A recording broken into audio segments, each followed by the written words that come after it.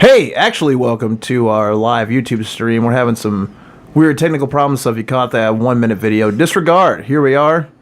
We're here to worship Satan together tonight. I'm gonna just post everything on social media real quick. Tell them a story while I do that, buddy. There once was a man from Bung. Yep. He enjoyed tons of tongue. Yep. And then it went up to his lung. Mm-hmm. His sore throat turned into hope, and then it swallowed dicks. Is that basically how every single one of your story ends, dude? Yep. Oh my god. Would you like to know what it was? Yeah, what was it? We had a technical problem. Mark's telling us right now what it was. I was watching a lot of Porn? black metal videos, and all the comments told me to turn the settings down to 144p, so it would be, Fuck yeah, grim. Yeah, hell yeah. So that's what it was. That's my bad. Hey guys, well welcome. Look, check it out, motherfuckers. We're on YouTube live right now. We like to record the podcast on YouTube while we record it. And if you're watched this way, for now, you can get in before everyone else. No one else online right now is going to know what's happening with our show, except you fucking guys, because you're watching YouTube. You're being patient and diligent and looking at us in the flesh. Look at Buddy. His fucking tits are loose. We're out here having a good time. I wanted to use the pre-show in addition to just getting all of our social media going. You want to share it on yours, buddy, while I'm talking? Yeah. Hell yeah. Give some shout-outs to podcasts that you should listen to. I want to shout out The Boogie Monster with my friends Dave Stone, Kyle Kinane. I want to shout out, and they do like a paranormal experience show is the premise, but most of the time they just talk about gravy, things of that nature. Then Trash Blood, it's my friend Zach. That's in Fayetteville. Kind of it's like a comedian guy that does interviews with other comedians. So if you like that sort of thing and you care about like a Arkansas dealio, check that one out. And my good buddy Sam Talent has brought his podcast back from the grave. It's called the Half Hour Prophecy. He does it every day. It's a half hour long, and he just rambles. And he's a real funny guy, and he just gets these fucking trains of thought going, and it's fun for everybody. And so all those podcasts specifically have talked about me. So I'll pay it forward for you guys, and hopefully some of our people listen, and vice versa. We like to spread the love around here. We're still doing our roast contest, or I guess that's for the actual podcast part. But yeah, I mean, if you're only watching on YouTube, sure. If you're only watching on YouTube, we got a lot more 5-star reviews, and that's really helping. I mean, now if you type in DEA on iTunes, we're coming up in that row there, so we're really cooking, moving. Hell yeah, it's going great. And so thank you guys for reviewing if you have, but if you want to roast us and get that bitchin' candle holder that Buddy made, there's a clear-cut winner right now, I think. Yeah, and if anyone can contest that, then good for them, but good luck, because it's a ripper. And we'll read that to you, I guess, on our Halloween special. No, we should read them as we go. Will you quit playing with your fucking nipples, dude? You're not even doing it for the camera anymore. You're just actually enjoying it. I am. What are you doing, man? Man, if I can get you boys to suck on these old boys live, man. Oh my god, dude. You're a horrible person. You shouldn't drink vodka tonight, man. I knew that would fucking make him chug it. All right, I'm ready to start recording. You want to take that swig and then start, buddy?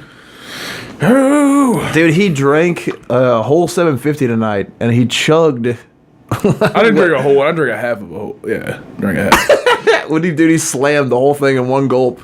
I was just like, whoa. Oh, dude, I was trying. Crammed it. I've seen him chug way more though. I've done a whole pipe before. Yeah, he poured it into, like at a hotel, he took one of those like little coffee pots and fucking poured the whole pint in it and just bloop. And then another time when Buddy used to work at the grappling tournaments with me, the boss like kept going and buying liquor and bringing it back. And he's like, how the hell does everybody keep drinking liquor? And then like Risey said that he takes this fucking 750 a Jägermeister and just he's like, I see. So yeah, my man can drink. You want me to start it? Yeah, man. You ready to go, buddy? Let's do this. All right, let's. Thanks for tuning in to YouTube. We're gonna record the podcast right now. Prepare your pussies, men. The best things in life are free. Bang, bang, bang, bang. So come suck my bung and bing. Bang, bang, bang, bang. That's what I want. That's what he wants. That's what I want. That's what he wants. That's what I want. Oh, come suck my bungus. Welcome to Death Metal Deuce. We're back, god damn it.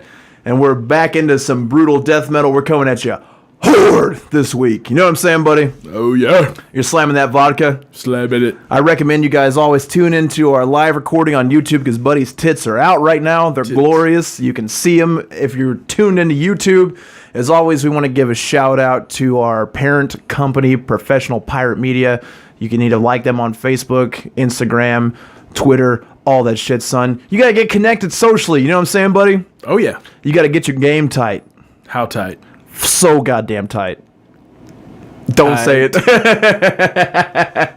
Man, we're fucking stoked to be back. We're done with black metal, which is a great thing. So finally we can move away from a hotly contested fucking series. Thanks for tuning into that. If you haven't listened to it, go check them out. Check them all three out and then come back and get into some more devilish shit with us, because tonight is certainly heavy on the satanics. I guess we'll plug social media before we go. We're still doing the Roast Us contest, which means if you give us a 5-star review on iTunes and roast us in the comments, the best one is going to win this gnarly candle holder that Buddy made out of some animal bones that he found. There's a picture of it up on all of our social media shit. So far, we've got a tie. Well, I'd say it's neck and neck between Mishka Shabale, friend of the show, and Darla Christie, who I don't know, but she fucking got us. Yeah, she did, dude. She fucking did. If you want to keep up with the show on Facebook, give Death Metal Dicks a like. Death Metal Dicks on Instagram. I guess I'll stop being lazy and make a Twitter this week. And you can follow Death Metal Chris on Twitter. You can add me on Facebook. Tons of you guys have been messaging me across all social media. If it takes me a second to get back to you, it's because I'm drunk and it's nighttime, and it goes through that like message filter thing on the internet, and I get so many messages from you guys, and then I'll look and go through that filtered thing when I remember, and I got back to everybody, I think, so far. So yeah, keep communicating. I love that shit. It really makes me want to work hard and give you guys a great podcast. So you hit us up on Instagram. Also, Lloyd Have Mercy 666 and Smells Like Teen Chris. And send us messages, and we'll talk about anything with you. People have been asking me about Satanism. I guess I've become a representative, buddy. Ooh, we should start our own church, dude. Yeah, that's the only way to do it if you're a real Satanist. You don't want to deal with anybody else's goofy shit. All right, and then I guess we'll do some begging up top. I need help with a website. I guess we're at that point. We're really got the fucking traffic chugging along, and I've been advised that we need to get a website. So, I mean, it's not that we don't want to pay. We will, for sure. It's just we're not rich. Yeah. And we're starting out. We're fledgling. You know, we don't have like any type of fundraising shit going on. It's just if you like the podcast, something you could really do to help us out right now. If you're like a web designer, you know, which a lot of people that listen to podcasts are, because you sit around and clickety-clack on the computer all day and we're in your ears giving you the hot scoop about death metal and murders. Hot scoop of shit. Yeah, and then if you could build us a website, that'd be tremendous. If you want us to pay you some money or get with you on paying for the domain name or however that stuff works, just hit me up, Christopher M. Pierce on Facebook. I'll work something out with you.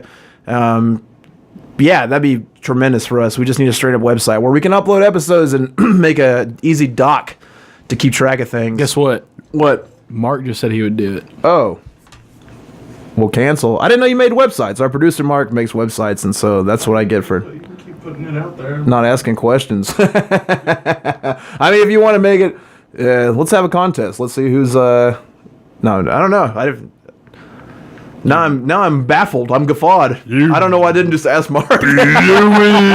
Shout out to our producer Mark. You gotta listen to his podcast, the flagship podcast. A couple episodes I really enjoy are the Adam Fawcett and Andy War episode, and I like the Raj Suresh episode. Just peep that up and give it a listen. It's a lot of goings on in local Arkansas things, but it's interesting to anybody. There's some really funny stories on that Adam Fawcett one. I'm drinking some water. I'm getting parched. All right, so let's dive right into it, buddy. You ready to go? Let's do this shit. Tonight, we're talking about the Ripper Crew, sometimes known as the Chicago Rippers. This was a satanic cult, a self-proclaimed satanic cult. They're suspected in the disappearances and murders of at least 18 women. They were led by a guy named Robin Getch. They terrorized Chicago and surrounding suburbs by abducting women, then sacrificing them to Satan, then dumping the bodies all over the city at random spots with the same telltale signs of each murder. They stabbed women, strangled them, mutilated, and left their left breast amputated all across the board. Left for the left-hand path. And if you don't know what we do on this podcast, we take grisly true crimes and compare them to some of our our favorite death metal songs. Tonight's no exception. Buddy hates it. I got my way. We're going to compare these grisly crimes to 6 Feet Under's classic song, Grab some liquor, your favorite beer, some weed, some acid, some cocaine. Have somebody shoot it up your ass like Stevie Nicks when her nasal cavities collapsed. Shoot all that up your ass. And let's get to the bottom of this bullshit. You ready to rock, buddy? Yes. All right. Hell yeah. So the police first got wind of this shit. This was basically a spree killing. You know, there was a serial killing situation, but it was only about a year long. And police first got wind of what was going on February 12, 1982. Police received a call about an abandoned car. They get to it, and the car matches up with a 35-year-old waitress that had been reported missing the day before. Her car was out of gas, purse was left on the front seat, so keys were in the ignition. Chances are she probably ran out of gas, hopped out of her car, hoping maybe a stranger's going to come along in the mean streets of Chicago and help her get some gas. Unfortunately, a few days later, police were on search, and they found her body on an embankment along the same road. She had been raped, tortured, and mutilated. The Chicago police reported that none of them had seen a body this bad within their time on the force. So they kept a lot of the details private, as police do, as we know from how much we explore true crime. So that way, if they find a suspect, not everything's out in the newspaper, so when they interrogate people, they can hit them with specific details. This one was the first murder that they noticed that not only was she mutilated, but her left breast was completely amputated. Just a few days later, police find another body of a Hispanic woman wearing an engagement ring. She had been raped and strangled, but her breasts were not amputated. Why? Well, the killer in this one had just badly bitten her breasts and then jacked off all the hell over her. God. We'll find out it's more than one dude, but boy, did they cover her in skeet. Bukkake tsunami. Yeah, this is a real tit-heavy episode, just to let everybody know. Hey. We're going to Titty City, and if you're looking on YouTube, buddies are out. Woo! You can see them things. Yeah, so this second murder, you know, again, they're starting to put the pieces together because this is the early 80s. We've already gone through all the serial killer shit, especially in Chicago, where just a few years earlier they had caught John Wayne Gacy. And once they saw the second murder and they noticed the thing with the breasts, they got a police psychiatric assessment. And here's what the psychiatrist said about the assumed killer.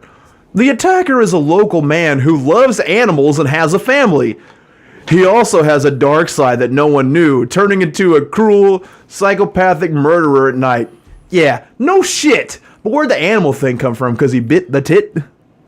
I don't know. What would your tit taste like? It depends, man, because lately my diet's been good, but I eat only like green vegetables, meat, and a lot of fat. So not good. Nah, man. Probably just like a greasy shit. Dude, I'm telling you, each one of my tits, they taste like a fucking Popeye's chicken breast. Yeah, you probably got like a fried chicken barbecue patois going on in there. If you eat my You got ass, the gravy. You probably just taste like Popeye's Cajun gravy. in my ass. That's what I was getting at, dude. Oh, Yeah, chowing down on the ass was like mashed potatoes and gravy from Popeyes. that's what your asshole tastes like? Do you know this from scratching ass and then touching tongue? Well, I'll make the gravy from scratch. Oh, man. So that's February. Just a couple months later in May, police... Oh, I'm making a gross throat noise. You hear that? Yeah, you ready to get fucked? A couple months later in May, police find remains in the same area that Sutton had been dumped. I don't know why I skipped the name, but the first victim's last name was Sutton. That same road, they found another body dumped at a cemetery called Clarendon Hills. The victim here was Lorraine Borowski. She had been abducted from her job walking across the parking lot. This one's rough, so I don't feel like we forecasted. I thought the black metal ones weren't that bad, but I guess it's probably time to issue a warning where if you like listen to the black metal episodes and you were like, hell yeah, these guys are pretty gross, let me tell you something. That was mild. This is wild. So if you're not prepared to hear about rape and torture, then just maybe look for a different episode that we put out, because this one's not going to be the one for you. I'm just going to cut and dry go into it. Lorraine was repeatedly gang raped, and they took a piano wire and tightened it around her breast. You know what they did with the piano wire, buddy? Flossed? Maybe. But at this particular time, they just kept twisting and twisting and twisting until the tit popped all the way off the body. God damn. I don't even know how to think. All I could think about is, like, I saw a video on YouTube one time where this dude and a bunch of kids had a watermelon, and they started putting rubber bands around the watermelon, and they, like, kept putting them on, and the watermelon swole up real big on both sides, then finally it blew up in half. That's all I could think about. It's like they took the piano wire and put the tit in the wire and then just started tightening it. Well, in a piano wire, it's like a garrote, right? It's like a long piece of metal. Also, tits are called melons. Popping that melon. But it had to have popped, right? Like a big blood explosion. Like, how else would it? It's not like the tit just came off smooth. I don't know, dude. It's like a fucking thing of liverwurst when it comes in bologna, you know, like bologna shape. Oh, like like a whole bologna. So it just tubed. Like tubed liverwurst, man. You just cut it smooth through. It was like a zit though. It just like kept swelling up at the top and then popped out. So it just came off. It's like a nice loaf. A tit loaf? Or party hat. I just don't get it, man. Dude, that's like I've been trying to think all day long, like, how would a tit come off under pressure? Man, it would be like a boo from fucking Aladdin's hat. Fucking. Or are you sitting on this Abu impression? This is the same Donald Duck guy. Jesus. Yeah, so they just popped her tit off, man, and they found the body again. And they noticed the trend, like, these guys are fucking titsmen. They're gonna keep ripping tits off until we can. Yeah, that would have been a way cooler crew name for these guys than the Ripper Crew. The Ripper Crew. No. You got it all wrong, officer. We gotta channel Chicago. Man, officer, you got it all wrong. You know, I was over there eating sausages and Chase, and then I was just thinking about, I like tits, and then what if I could make the tit like a sausage? And then I just put the chase on it and squoze it, and then, got a tit sausage there. Yeah, they call us the Titsmen. Tit Rippers would have been cool, too. Yeah, Tit Ripper would have been a cool crew name. Tit Ripper's a fucking sweet-ass British heavy metal band name. It's not, yeah, I was going to say, it sounds like something that Judas Priest sung about. Tit Ripper, Tit Squeezer, Tit Fucker. Wow, man. So 2 weeks later, on May 29th, Shui Mak, which I assume is a Chinese or Japanese lady, was leaving her family restaurant with her brother. Apparently, they were in his car, headed home. They started arguing in his car. He's sick of her bullshit, as you would be with your sister. Mm-hmm. Drops her off. And he says that he assumes their parents were going to be right back behind him and pick her up off the road, not leaving her out there alone. But wrong.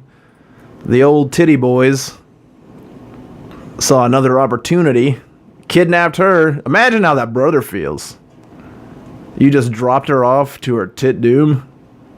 Dude, tit doom. There's so many fucking cool things going on. Yeah, if you guys are starting a band, make sure you listen to Death Metal Dicks to cultivate a name from, because we're dropping them out tonight.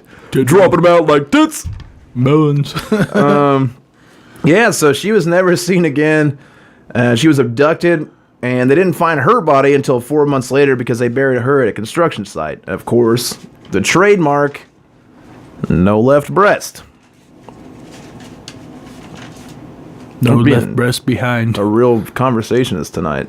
2 weeks later, they have like a on-off thing going on so far. You notice that? So like, there's two back-to-back, and then break and then 2 back to back. I always wonder with murderers how they decide when, especially with like a crew, you know, like like you want to keep doing it. That's the way it works. There's always, I mean, unfortunately, because it was a group and it was more of a spree, we don't have a lot of personal information on these people. I mean, I tried to look up individual biographies, and I could find out like their date of birth and where they came from and shit, but really, who gives a fuck?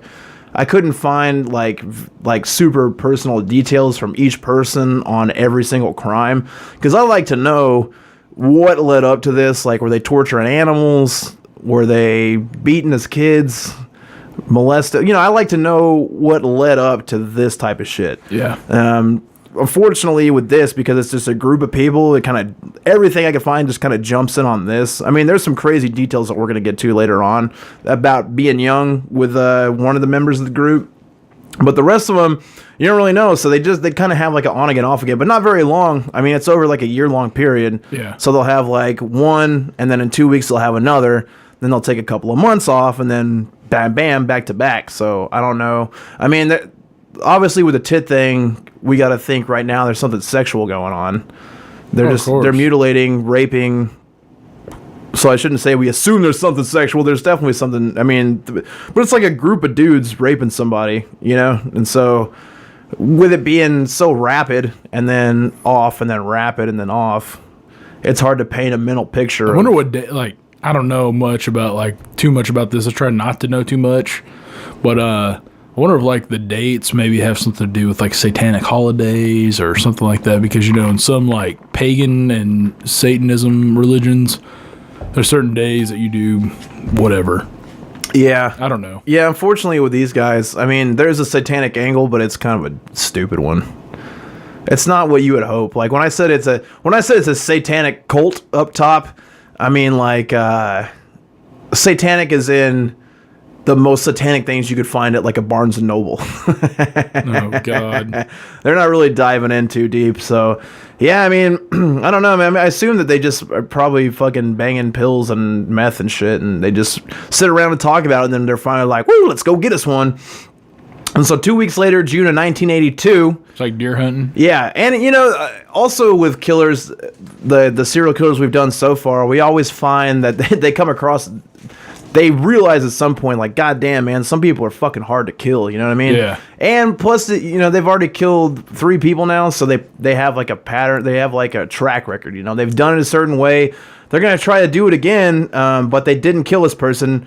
And I think a lot of the reason is because, like, when they've been cutting their tits off and shit, they've been alive. Is what they're doing autopsies, and this is the early '80s, so it's hard to take an autopsy's word for it. Yeah. But you know they'll do like the time of death in correlation to when the body was found. But they can usually figure out, I guess, based upon like clotting of the blood and how the blood came out and how much trauma there is to the area. Like if you get cut while you're alive, your body reacts differently than when you've gone through rigor mortis and shit, you know? Yeah. So they can tell basically that the breasts have been amputated while they're still alive, you know? Like they basically made them watch it sort of thing.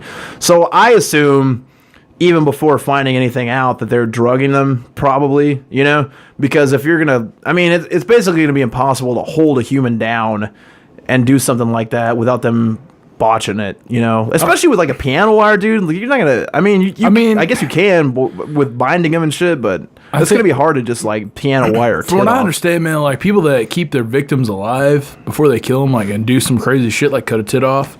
Like it's like the whole like punishment angle, like letting them know like this, you're gonna die. Yeah. So I want you to know this, but we're gonna keep you alive. Yeah. There's a word for it that starts with a P, but I can't fucking remember it right now. Something, whatever, fuck it. Yeah. I'm not gonna remember, so it's not paraphilia. Paraphilia, that's it. Is that what it is? Nailed it. Look, buddy from downtown with the mental terms. Buddy's like 750 milliliters of liquor in the game, so good work, man. Coach. 2 weeks later, June of 1982, they try to kidnap Angela York and do the same thing, but she fucking survived, man. She was left for dead, same thing.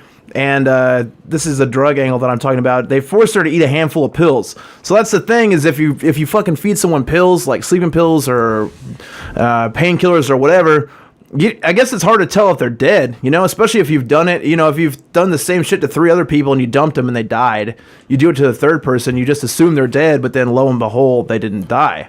But the thing is that she was all pilled out, so she didn't have a lot of details to give to police. She just woke up and she remembered. I mean, this one's fucking super gnarly, man. Like they kidnapped her. She was just walking to her car, same MO, and they were kidnapping people at random. Like they got some prostitutes, but they also would just grab whoever. So the city's fucking freaking out. You know, you're in Chicago. They grabbed a lady like right by Wrigley Park, which is where all the tourists are in Chicago. Yeah. So they're not exactly trying to be quiet about anything. Which is so fucking weird that they just like randomly pick up people, because most like people that are serial killers, they never have like randoms. It's always like there's an MO, like I like prostitutes or whatever the fuck. I think the thing with that is that they're working in a group. I think they're an opportunity, because they got the woman that ran out of gas, so they're just driving around, and you see that, and you got that on your mind. It's just, well, here we go, like free pass. And then the other girl got in the argument, and she got picked up on the side of the road, and then the other girl was walking to her car at night. So this is just another reminder: if you got women in your life, make sure that they're prepared to handle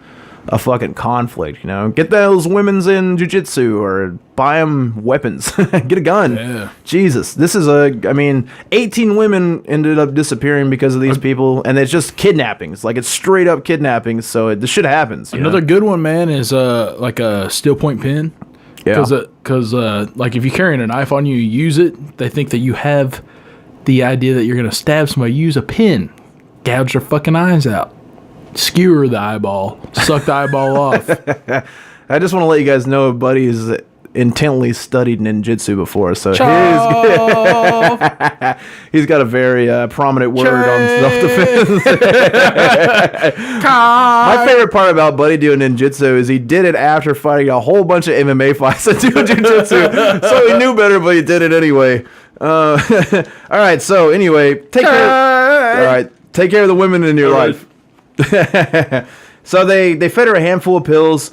They had her handcuffed, and once she got dazed on the pills, they took the handcuff off, and they fucking put pressure on her breast, gave her a giant knife, and made her cut her own tit off, dude. Fuck yeah. You imagine that? That's so wild. What do you, they had to have been listening to metal, right? It was like an A2. Or they're working at Backyard Burgers. They're just sizzling meat. Cut that titter off right now. You want to get a fucking... What's a Backyard Burgers special? What do they got going? I don't know. Fucking I haven't seen one. Big Bobby's Backyard Burger special. I don't Yeah, why can't they have a Big Buford? That's the mother of all. So... They make her cut her breast off, and what she says is that at that time, Get got so hot, he cut a fucking hole in her, fucked the hole, came inside of her, and taped the wound shut. What? Whoa! It's like in 4th grade when they made you make clay volcanoes, and they're like, you put some fucking baking soda in it, and throw some vinegar in that motherfucker. And it blows. But you put tape over it. Yeah, why did he tape it up? That's so weird. Was he think he was trying to, like, impregnate the wound? Whoa. God, dude, a tit baby? That'd be so rad. It just is, it makes its own milk. It's easy science. If he would have perfected this formula, he could have changed humanity forever. If anybody wants to try it, I'm here. Yeah, don't consent, because remember in our cannibalism episode, we talked about that guy consenting to having his own dick cut off. I'll fuck him up. The other dude still went to prison. So only details she could give police about the whole thing is what happened to her, what she remembered, and then that there was 2 guys driving around in a red van, and that they told her that they'd been doing this to prostitutes for years, that they had been kidnapping and torturing them. So police tried to look for it, but that's not a lot to go off of. 2 guys in a red van, especially in Chicago. Everyone's got a red van, and everyone's 2 guys. It's a hot dog wagon. Yeah, they're just fucking, yeah, you like sausages? I like sausages. You know what I like with my sausages is chase. I like to put some chase on my sausages.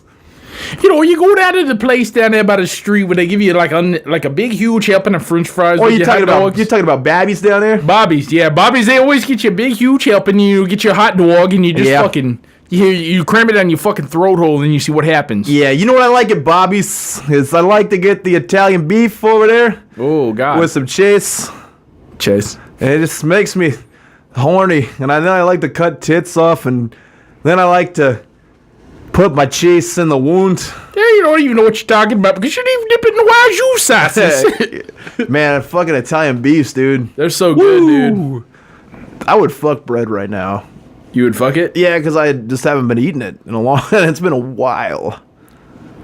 Mark, you got any bread? Yeah,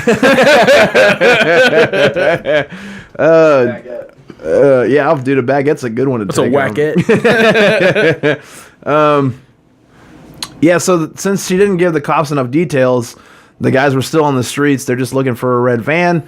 That was in June. 2 weeks later, in August, they strike again. Cops were called about a body dumped off by the Chicago River. This girl's wrists were bound together, tied behind her with a shoelace.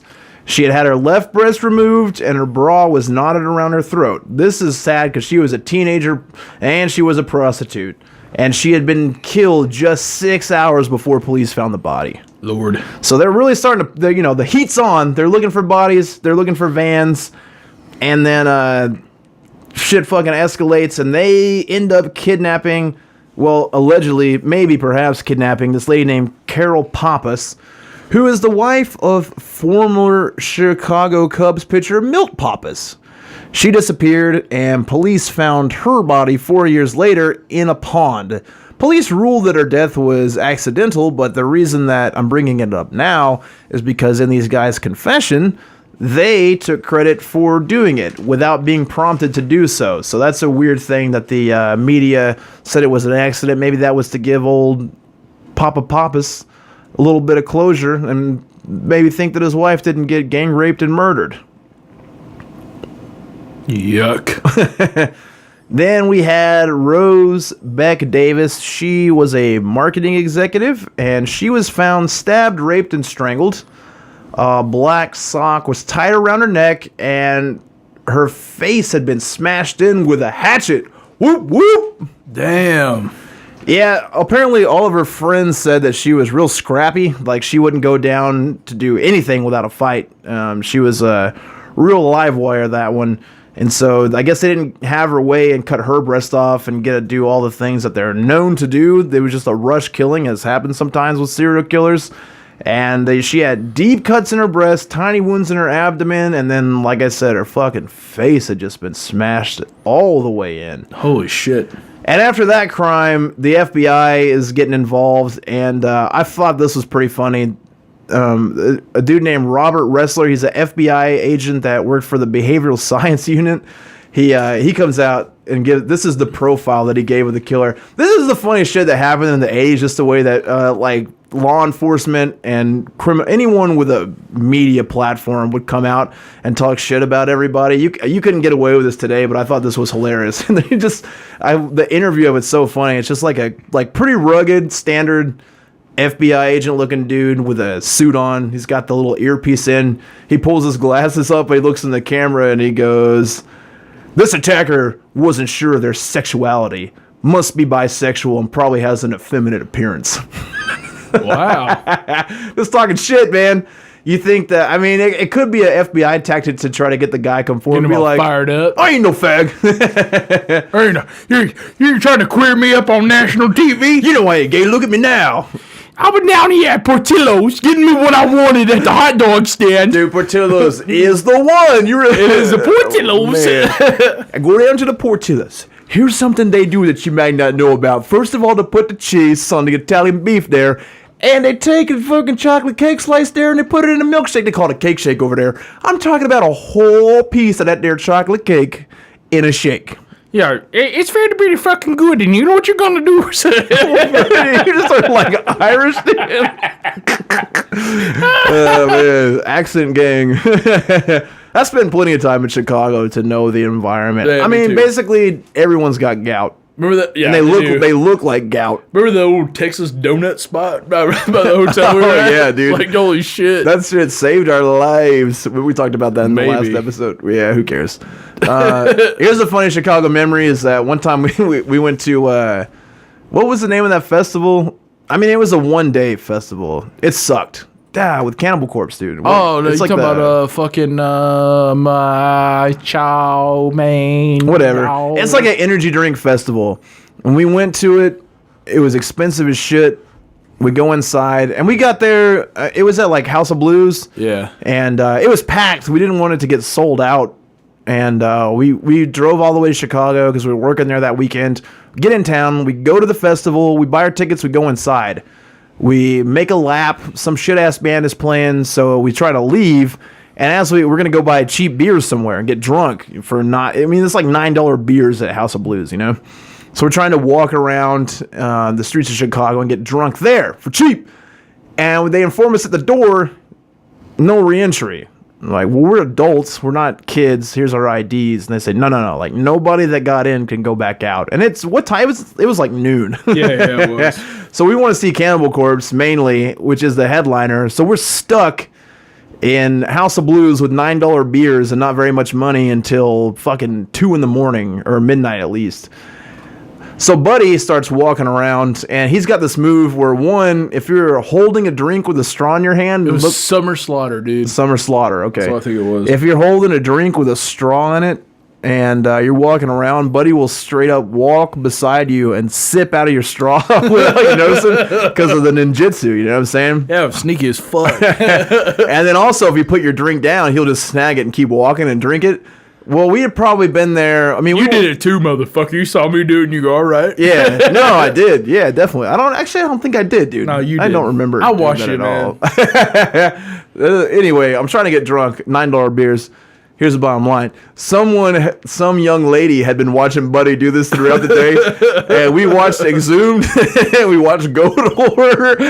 And then, like, some shit-ass band came on and Buddy's just walking around, still doing it. And some girl comes up to him and she goes, I've been watching you, and you're disgusting. And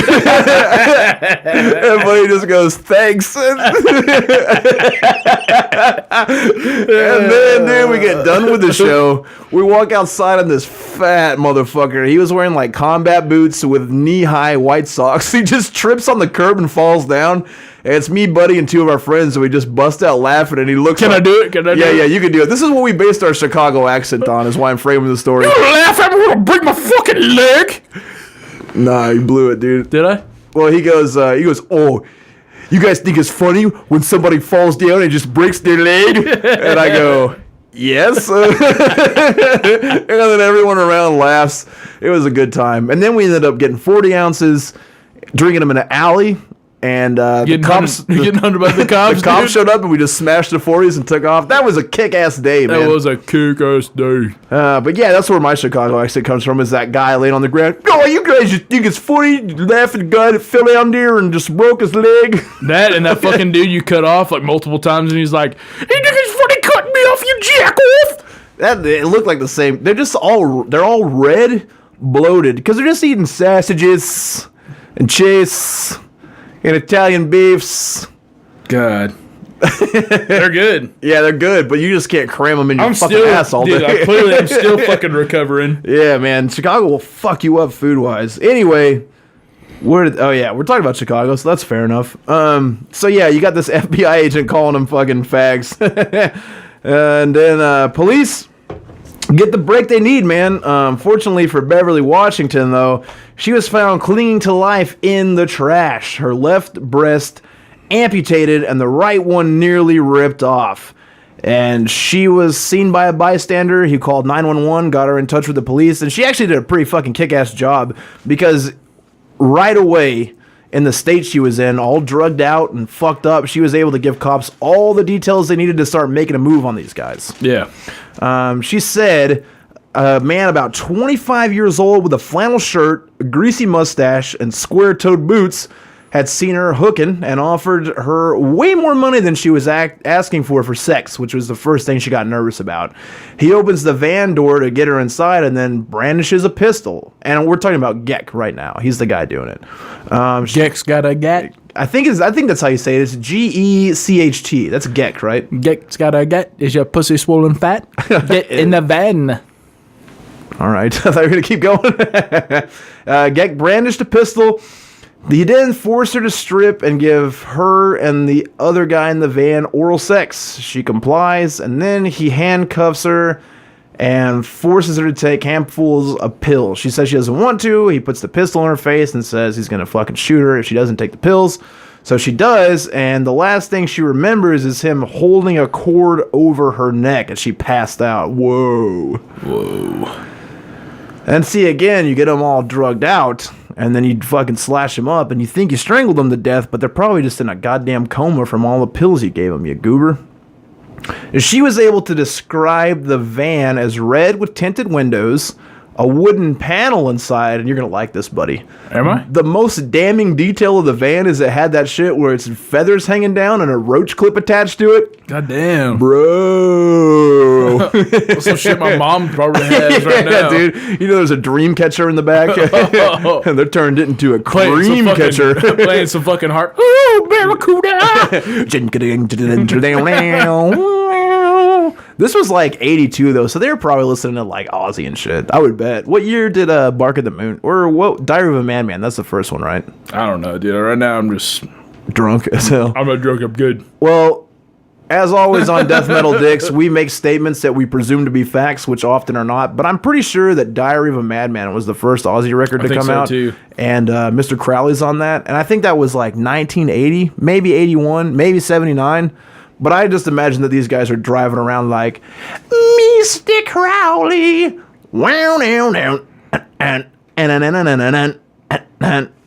That's the soundtrack that I like to put to this. But dude, Priest is out. AC/DC's out. What other heavy? I mean, Nazareth, dude. Nazareth kicks a fucking ass. Venom was out, dude. These guys are they gotta be into that shit. Have to be. They're retarded. They don't. There's only one of them. All of them. Yeah, in a way. And with that, the police had enough evidence to track the van. They found it the next day, pulled it over, and a guy named Eddie Spritzer was inside. It's Spreitzer. So if it's not Spritzer, now it's Spritzer. Is it a retard? Will you quit? That's a retard I just name. asked you directly earlier to not jump ahead of shit. Eddie Spritzer was driving. He didn't fit the description of the murderer that she gave them, but when they pulled him over, they asked what he's doing in the van, and he said, "Oh, it's my bosses, Rob and Geck." And they go to Geck's house. And when they knock on Geck's door, guess what? He's wearing the same fucking clothes she described him in. Flannel shirt, square-toed boots, greasy as hell. That's every fucking construction worker. That's true. Anyone that drives a van with two dudes today. But yeah, anyway, he's wearing the uniform. But the thing is, man, is that when police... They got a fucking cooler full of Coors in the back. Oh, for sure, dude. This drywalling it. These are metal dudes. Hell yeah. The police were blown away with Gex because they figure in their minds. So they find the van, they see the guy, they ask him whose van it is. He takes him to the guy who owns the van, and he looks just like the description they just got from that girl. But Gex is fucking wild with police. He's just like, I don't know why you're here. And they're like, you don't know anything about last night? He's like, no, I was doing this. And he's just smooth. Like, they don't have any way of leading him into saying anything. Police that go to his house actually feel like he didn't do it, which is insane to me, because if you're just out there ripping people apart and you're smooth like Rob Thomas with fucking Carlos Santana, damn, you're just like some titties ripping up poons. You got in the middle of fucking June. Yeah, it's actually a good time frame. You nailed it. And then, so they don't know what to do.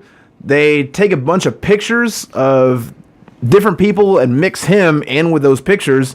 And then the victim picks out Gex 2 different times, 2 different pictures, scrambled up amongst things.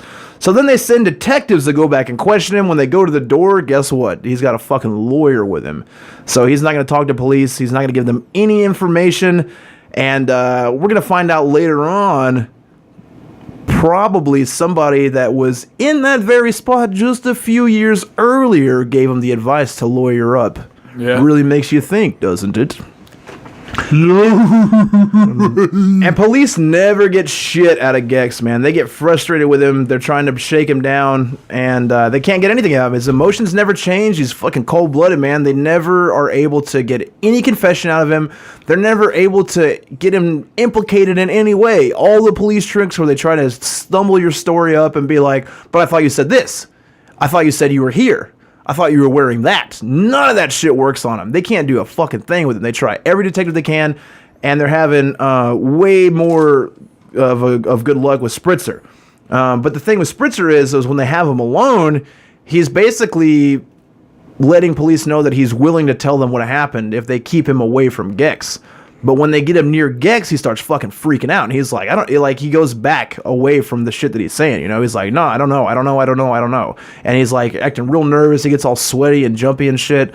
And so police, you know, they're fucking cops or detectives. It's the early 80s, but they've still seen enough crime and dealt with enough due process that they know enough to separate the two, you know? Yeah. And once they get him alone and they start doing the shit where they start offering him protection, they say like, look, man, like, if it's not you and it's him, then you need to tell us what's going on. We'll keep Gex away from you. We'll keep you, you're going to get in less trouble. You know, classic police shit, which he, of course, falls for. And he finally starts singing. He finally starts telling him what's going on. But at first he tells him it was Gex that was doing it. And then a super weird thing about this is that they bring Gex into the same area where he is, but he has no idea. Like, nobody left. Nobody said, hey, we're going to bring Gex into, like, the room next to you. He had no idea, but he could, like, feel the presence of the fucking guy and start losing his shit. And then he's like, no, Gex didn't do anything. He didn't kill anybody. He didn't do anything. He never did anything. And then he starts fucking saying that it was his girlfriend's brother, this guy named Andrew Kokorales. He says that he's the guy that killed everybody, but then he couldn't even give the police enough details about Kokorales to make them think that, all right, this guy did it. They like asked him what he looks like. He's like, I don't know. What's he wear? What's he drive? Where's he work? He couldn't answer any of the questions. So the cops are like, this guy's full of shit. And they just think that he's fucking afraid of that guy. And nothing's come up about them being satanic yet with the cops or anything, but they're just noticing a weird relationship between the two. And I thought it was super crazy that them bringing him, and this is police report. It's not like a hearsay, like someone wrote a book to make money off of it sort of deal. Like straight from the police, when they brought the guy into the room next to him and didn't say anything to him, he started acting all crazy and shit. It's a spiritual connection. I guess so. Does that mean they were butt fucking? No, man. Like, you know the guy that's a detective, Kojak? Yeah. Well, if you aren't jacking you off and another dude jacks you off, that's a Kojak. He's getting Kojacked. And you have a spiritual connection with another person that Kojaks you. Yeah. So, like, if he gets one hand around, you get the other hand around, you help each other out on your dick. That's a Kojak. Dude, Kojaks could rule. Kojak. Yeah, I don't know. If you were in the next room, I'd probably fucking know, you know?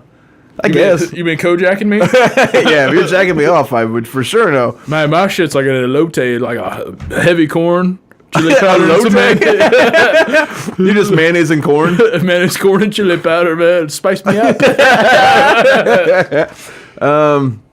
But yeah, dude, so once they arrest the what the fuck, dude, you threw me off with the dick talk, which was hilarious. I don't care, so I just got oh yeah, so Andrew Kokorales, once they bring him in, again, police think like this guy's full of shit, whatever, we'll go question him. It's his girlfriend's brother, he probably doesn't like the guy. Dude, right away this dude starts fucking singing to the cops. He tells the cops that they've been kidnapping women off the street, raping them, stabbing them with knives, razors, tin can lids, and can openers. Why tin can lids and can openers? Were they having a fucking snack break, getting some boiled peanuts along the way or some shit? Like, yeah, let's cut that bitch with these too. God. That's weird. A fucking pork and dings? I need some Van Camps right now. God, dude. Pork me. And he didn't know any details about the crimes. Again, remember that cops kept that shit about the tit being cut off a secret, right? He tells them right away that they did the piano wire thing. No prompting. He confessed to the murders of Rosebeck Davis and Lorraine Borowski. And then while they're talking to him, they just ask him some leading questions, and he inadvertently confesses to them being involved in the murders of 18 women. That's where that number comes from. It could be more, but they only got convicted for so many because they found out the particular evidence in each case where they could pin them down with it. But they never named all the 18 names, so they never quite got to the point where they could implicate them for all 18 murders, if that makes sense.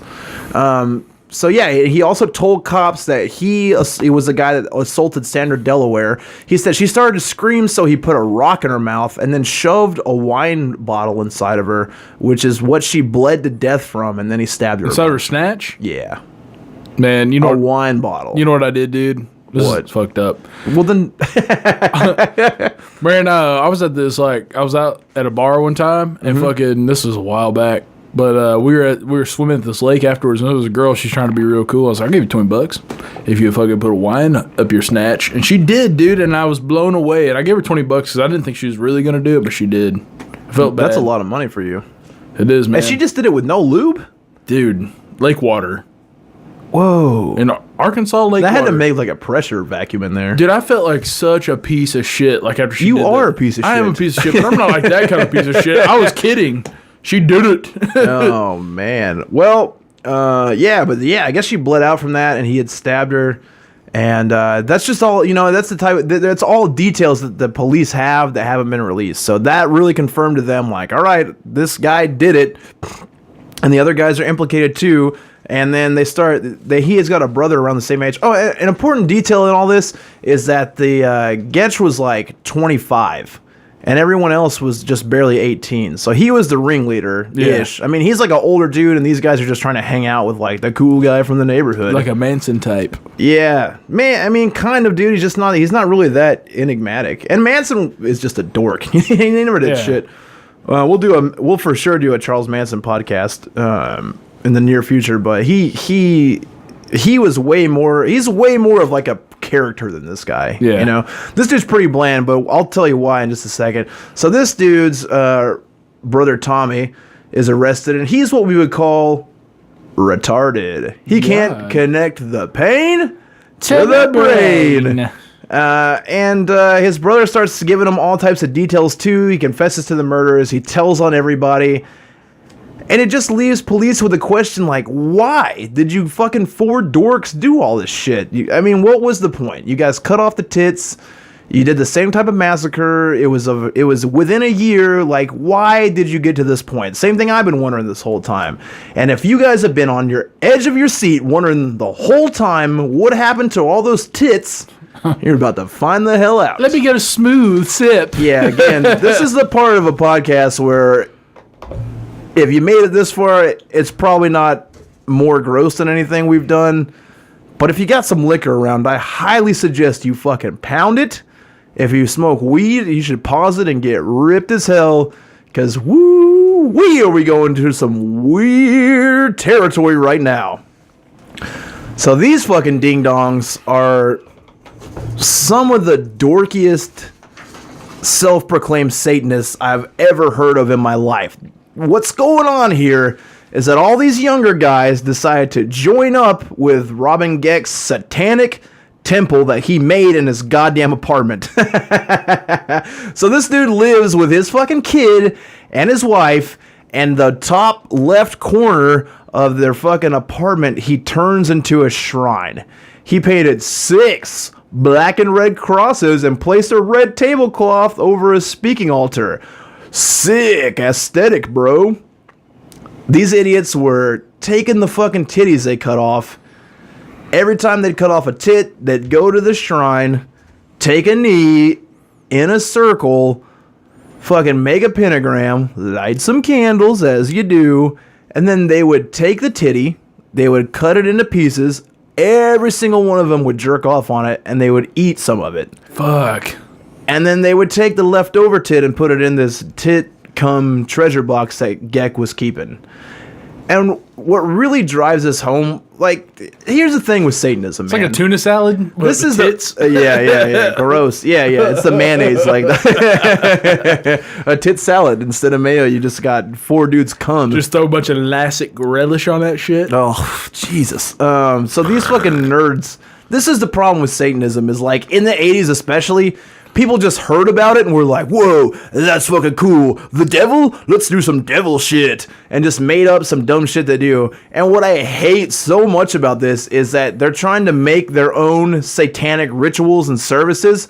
So while they're eating the tits, Gex decides that he's going to read the 9 satanic statements out of LaVey's satanic Bible. Is he eating the tit? Yeah. He is? They all are. And I'd be the guy being like, all right, guys, go ahead. I'm going to read this shit. But god damn it, dude. I'm just gonna read the 9 satanic statements to you because it's so fucking dumb. Like, how do you correlate these 9 things with eating a tit soaked in cum? Wait a minute. How wild is it that you eat a tit? How wild is it that you eat a tit with cum? How wild is it that you eat a tit with your brother's cum on it, dude? Oh my god. Your retarded brother's cum? You're just eating it with tit? The retard guy's like, I mean, it makes sense, you know? He's like, hey, applesauce. But, you know, fuck, man. I hate this. But yeah, so here's what this fucking dork is reading. Try to coordinate this with me. Satanic statement number 1. Satan represents indulgence instead of abstinence. Okay. Number 2. Satan represents vital existence instead of spiritual pipe dreams. Number 3. Satan represents undefiled wisdom instead of hypocritical self-deceit. Number 4. Satan represents kindness to those who deserve it instead of love wasted on ingrates. Number 5. Satan represents vengeance instead of turning the other cheek, or tit in this case. Number 6.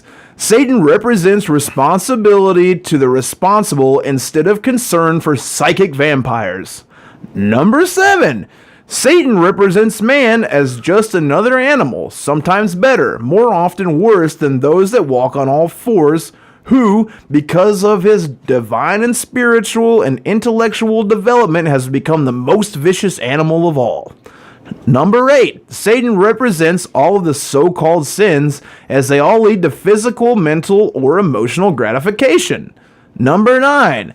Satan has been the best friend the church has ever had, as he has kept it in business all these years. Tell me, where does that say anything about sitting on your knees and eating your dumb brother's cum on a ripped off tit? Where do you even get that idea?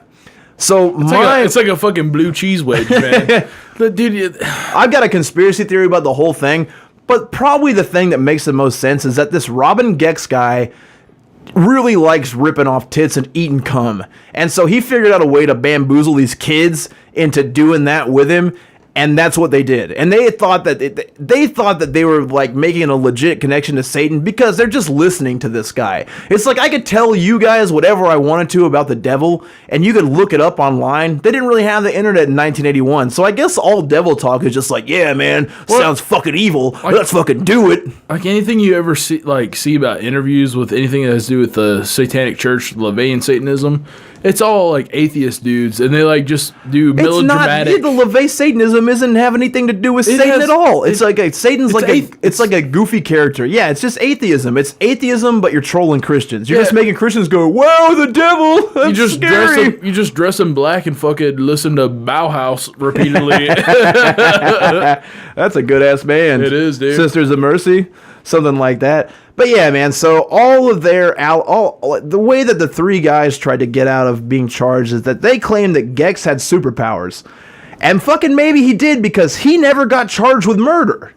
He shut the fuck up the whole time. In fact, if they wouldn't have talked, they would have gotten away with it, because there was no physical evidence, which just, look, don't be a serial killer, all right? Do not be a serial killer.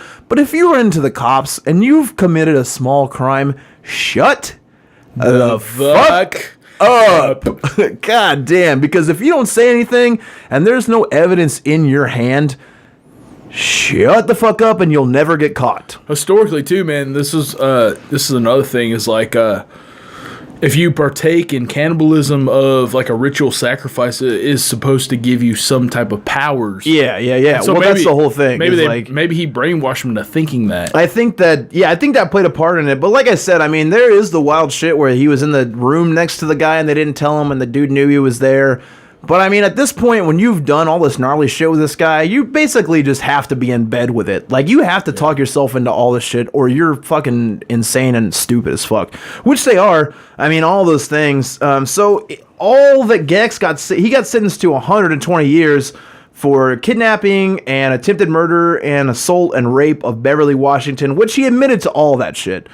She lived. She was a witness. She proved it, and he admitted to it. He's still in jail fighting for his innocence, and he's still trying to get out. He still maintains that he didn't do shit. And it worked out for him. It's not like he's going to get out of jail, but I think he's up for parole in 2025, something like that. So he may get out of jail. I mean, he's old as fuck right now, and he played the character so well that one time a reporter asked him, like, what's the deal with the tits? Like, come on, like, we know. So just be real with me. And he's like, well, I don't know as far as what you're talking about, but as far as me and tits, my whole family loves them. We've all married big-breasted women. In fact, my ex-wife had a 39D, and believe me, she brought me great pleasure. Wow. He just loves titties, man. That's so weird, man, because all it is just old fucking milk producers for babies. How does that, tits are cool and shit. Well, I'm just saying, like, that's how manipulative and good he is at saying it, is that he like totally dodged the question and was just like, yeah, tits rule. Like, you don't have no big dick, man. You ain't tit fucking nobody. Yeah. Yeah, who knows what he's packing. And so for the rest of the guys, Andrew Cocorellis was... Cocorellis, whatever. He was sentenced to death and put to death. Edward Spritzer, his death sentence was actually commuted. He was given the death sentence, but then it was commuted as they got rid of the death penalty. Thomas Cocorellis, which is a dumb one, he gets out of jail Friday. And if you're listening to this at a later date, September 30th, 2017, my man Thomas, that did all this shit, is out of fucking prison, walking the streets, dumb as hell. This is the retard guy? Yeah. Yeah, I mean, he'll be all right. Yeah, he's just going to be all dumb-headed and shit. He'll be blown away whenever they're like, what, starter jackets aren't cool no more? Now, let's get into the real, not the real crazy, but here's the kooky shit about the story, okay? So, Gex. He's going straight to Portillo's, folks. Oh, yeah, straight to Portillo's. All right, I've been waiting for the chase and the sausages and the Italian beefs and the al juice. I gotta get my chocolate fucking milkshake. I'll get the fucking cake shake in there.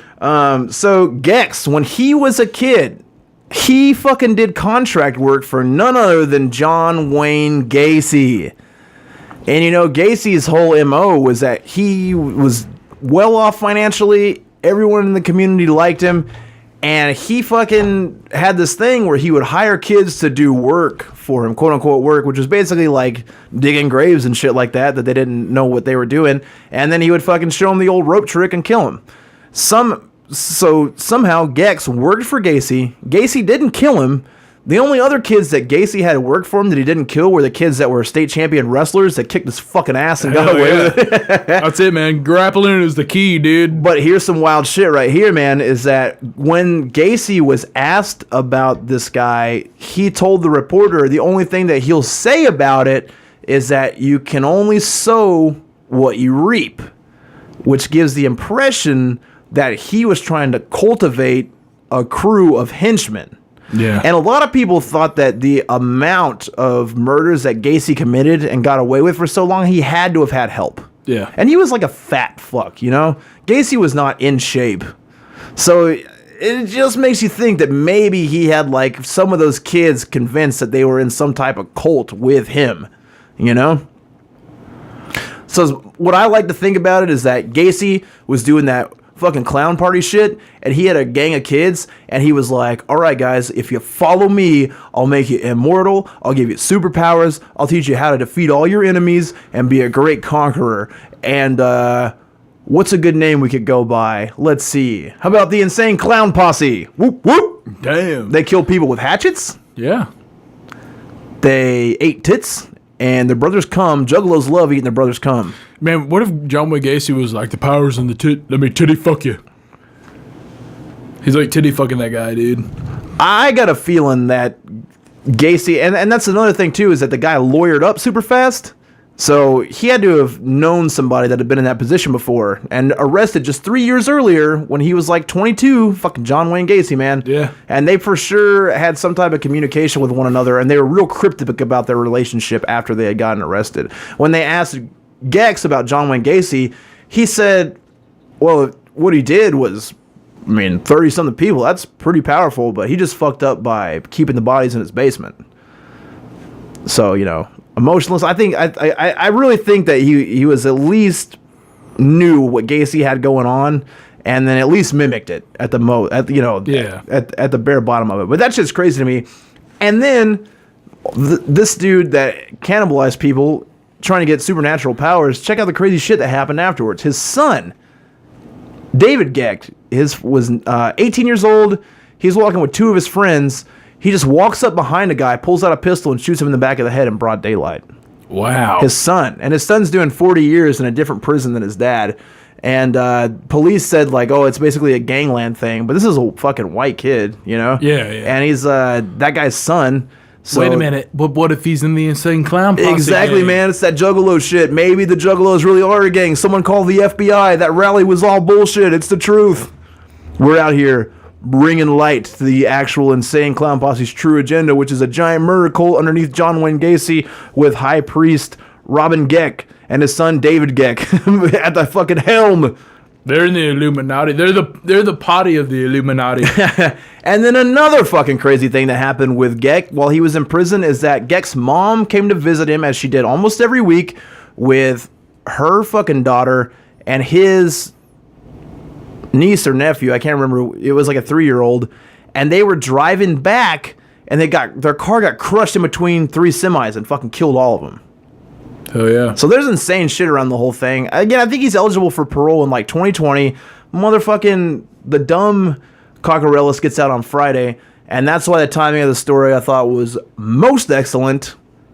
What do you think? That's pretty sweet, man. It's sweet in the worst way.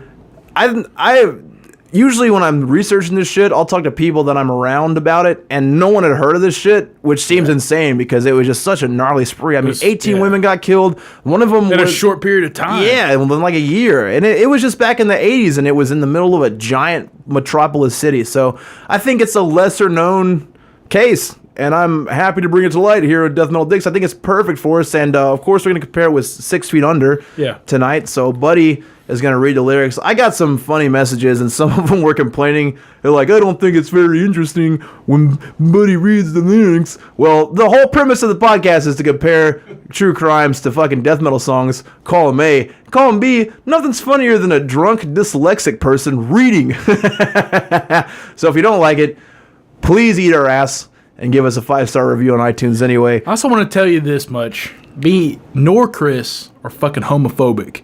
So whenever he says the F word and it offends you, it has to do with the case we're talking about. Relax. I didn't even want to talk about that. I know. Yeah.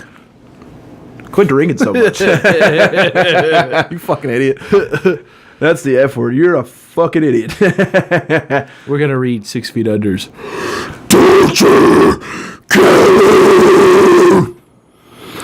Covering up your flesh until I get the bone. Murder all I can. Truth, death still lives on. Open wounds and sickly skin. Oh, God. Gangrenous, infected, dead. I'll tear you up and fuck the holes I cut you in. And fuck the holes I cut you in murder. I rape the dead. Torture killer, crushing bone and skin. As I break a hole through your cranium, mutilated death.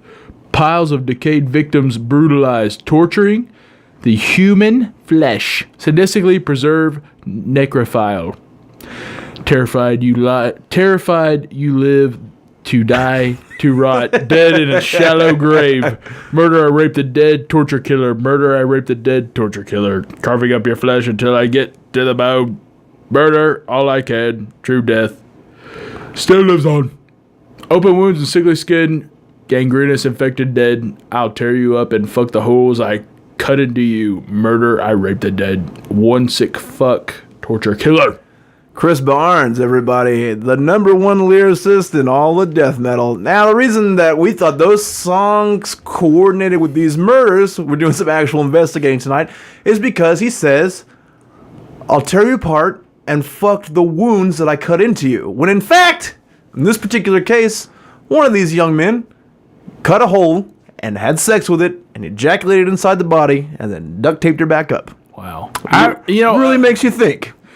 I'm not the biggest 6 Feet Under fan, but that song is good. So heavy. Can't wait for you guys to listen to it. It's pretty heavy, dude. Hey, another thing we could ask you to do, since I guess we got our fucking website covered, is you could make us an intro song. Think about that. What if you got a death metal band, you guys are pretty good, and you want to get the word out about it? Well, why don't you record us a death metal dick song? Because the thing is that we can't use someone else's song because of copyright laws. We'll get yanked off of YouTube, iTunes, all that shit. What if they whack us off while they're recording the song? Then it would have our cum, which would technically be a sigil to death metal dicks, would make us even more powerful of an entity. That was a fucking good bridge. Hell yeah. Guys, on Instagram, we plugged all our social media. We're done. We did it. We killed it. We did it. That was a great episode. Good job, buddy. guys. Everybody that's listening, good job. Me and Buddy are going to be in Austin, Texas on Friday and Saturday at Altercation Comedy Festival. Buddy's going to be hanging out in the back the whole time. We're going to get hammered. Yeah. Hammered. Hammered. We're going to be out there, so if you want to come talk to us, say what's up. I'm on the Saturday night. I think it starts at 11 o'clock. I'm fucking with the Lizard Man. The Lizard Man. The Ripley's Believe It or Not Lizard Man. That's how good Is he going to do like he did on an HBO special? Pull his fucking cock out on you? Dude, I'll fight the Lizard Man. Trust me, man. Like, he's gonna win because he's gonna he's a lizard, dude. Oh, choke the. He's gonna pull his lizard out on your fucking forehead. Does he pull his dick out? I don't know if he does that, but dude, on HBO, I think it was him. Dude. Or like a real sex thing. Dude, he pulled his cock out and was fucking just like, "Here's my dick." It's lizardy. He's probably doing that, but it's got like taste buds on it. He's testing the air with his dick. But yeah, man, Austin, Texas, Kick Butt Coffee. It's a huge venue. But yeah, dude, come talk to me and Buddy about killing shit. Hell yeah. Right. And again, metal. Yeah, metal, murder, mayhem. We'll be drunk. You'll be drunk. It'll be fucking awesome. And keep the feedback coming. I like talking to you guys. That's it. Satan reigns. Forever. And ever. And ever. And ever. All right. All right. Chowing down on some dick.